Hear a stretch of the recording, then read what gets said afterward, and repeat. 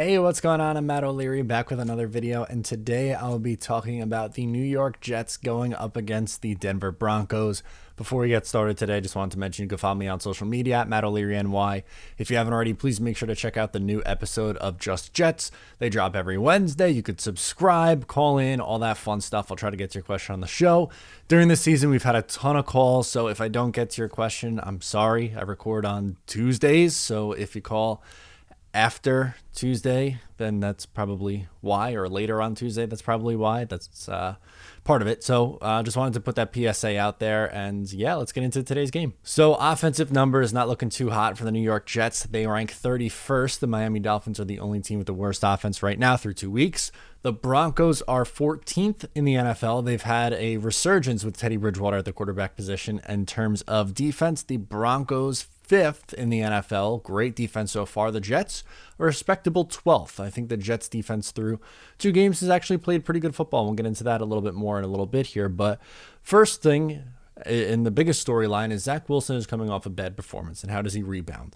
I had a video earlier in the week, I think it was the podcast actually, where we talked about, everyone needing to relax a little bit, that people are very much so overreacting to a Zach Wilson game, and there's a chance that he struggles. It's a bad matchup for the Jets this week. I'm not going to sugarcoat it or lie to you. Denver is playing good football on offense. Defensively, they're doing a really good job as well. It's a tough cornerback group that he's going to have to go up against, so he may struggle, and that's not the end of the world. It's going to be okay. Just let the process happen. I know Jet fans are frustrated. It's been 10 years without a playoff appearance. I get it. I've watched every game of those 10 years. I understand, but just pump the brakes a little bit. And for Teddy Bridgewater, who I just mentioned a little while ago, in Carolina, I thought he was pretty good last year. Decent numbers, but he's taken a step forward at this point. He is averaging 296 passing yards per game through 2 weeks. He had a couple of touchdown passes as well, over 300 yards last week. A really nice game against the Jacksonville Jaguars.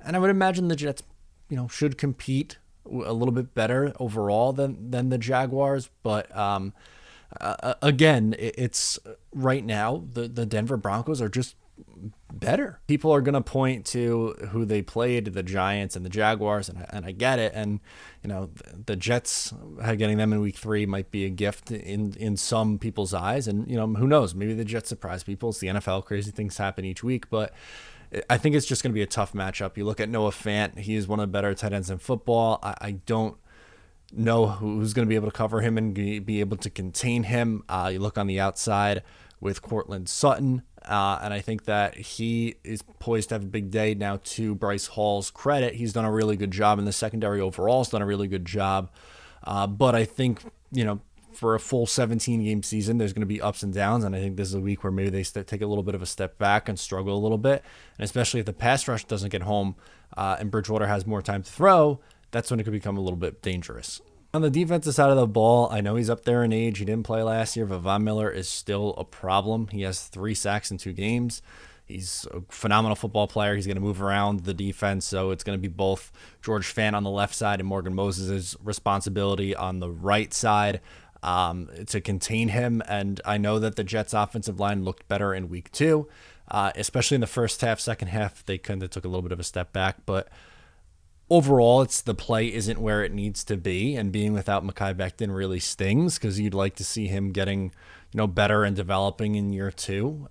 But that just matchup is a little bit of a frightening one. I know they don't have Chubb or anything like that. It's not, so that makes it a little bit easier to contain the defense, but at the same time, Miller's been wreaking havoc in the NFL for a decade at this point. It's unbelievable what he does week in and week out, and it's definitely going to be an issue. For Denver, I mean, that defense, they've allowed 13 points per game over the first 2 games of the year, but each week, 13 points. So are the Jets going to be the ones to crack the code? I don't know if I'm buying into that right now. I don't think so. Trevor Lawrence did not play very well. He was taken 1 pick before Zach Wilson, as everyone knows. Lawrence, 118 yards, 2 interceptions, 3.6 yards per attempt. 3. They held him under 4 yards per attempt. That's a wild, wild stat line for Trevor Lawrence. So I think the Jets' game plan for if they want to survive this game is going to have to be to run the ball. And to the Jets' credit, against New England, they ran the ball a hell of a lot better. A lot more Michael Carter, please. A lot more Ty Johnson. And if I'm Mike LaFleur, who I think has struggled a little bit through 2 weeks here, I am going to try to get the ball out of Zach Wilson's hand very quickly and get it into playmakers' hands, like Elijah Moore on a bubble screen, something like that. Michael Carter out in the flat, how he only has 5 targets in the passing game is a little bizarre. That number has to go up because I think, we saw in flashes what these guys can do with the ball in their hands. And I mean, let's face it, right now they want to play a 2 tight end set and they don't have the personnel to do that. I'm sorry. Croft and Griffin should not be on the field at the same time. That's not putting your best offensive power out there. I think they're trying to shoehorn themselves into this mold that maybe they want to get to that at some point, but I don't think they have the personnel for it. I think they have the personnel to be a speed team and, get the ball out quick and, quick and intermediate stuff. So that's what I would be trying to do. But again, it could very well be a long day. And let's face it, the Jets don't usually tend to play well when they have to go out west. It's just the fact of the matter. When you go west of the Mississippi River, the Jets don't play well. How many times have the Jets gone out to Oakland? I mean, we know the Raiders aren't there anymore, and it's like, oh, this is a game they should win. Lost. Or against Denver. That's another good example. 98 championship game. 2017 when McCown got hurt. Like, there's so many times it feels like where the Jets, the Tebow game out there in 2011, like, it's a tough place to play. It's their home opener. The crowd's going to be into it. I don't think this is going to be a great one for the New York Jets this week, just to be completely honest with you.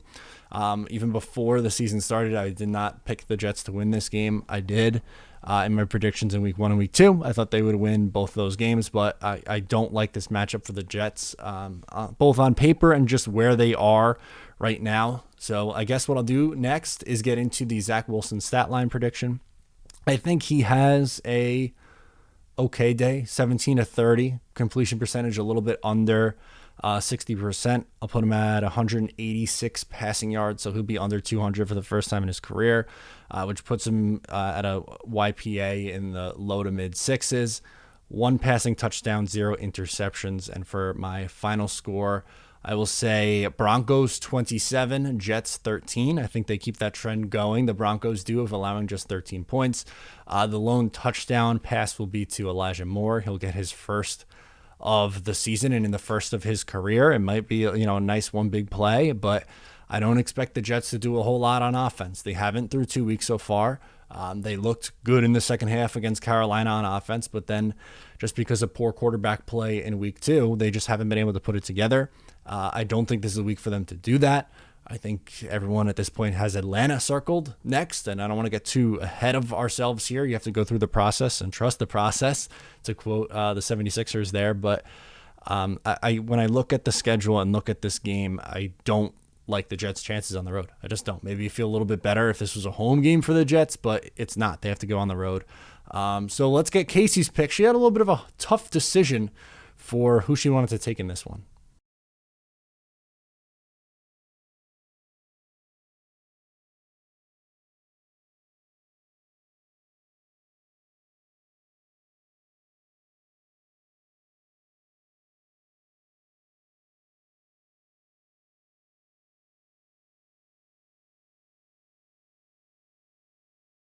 She decided on the Broncos as well, and she was on the Patriots last week. So she is 1-0-1, and I am 0-1-1 with the push in week 1. So we'll see.